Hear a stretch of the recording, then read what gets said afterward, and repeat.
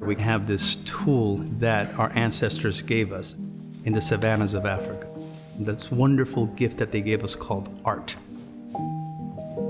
I'm an artist who uses art to work across disciplines as a way of engaging our communities in addressing the biggest social issue, the biggest justice issue, climate catastrophe. Xavier, Cortada.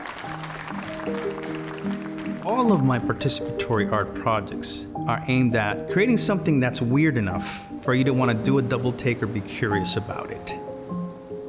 Why is there a green cigar-shaped organic thing on a water-filled cup sitting in the middle of Starbucks on Lincoln Road? What is that? Of course, that's the project I did about the mangroves that grew there naturally but now have to live on artificial life support on a grid. And like that, there's a series of projects putting a sign in front of your house with a number on it. It's not a for sale sign, it's not a vote for me sign. It's actually the number of feet above sea level your home sits so that you understand your vulnerability to rising seas in Miami, Florida. But more importantly, the neighbor across the street who trusts you can talk to you about what you've learned, and now you yourself, you are communicating that science as a trusted source.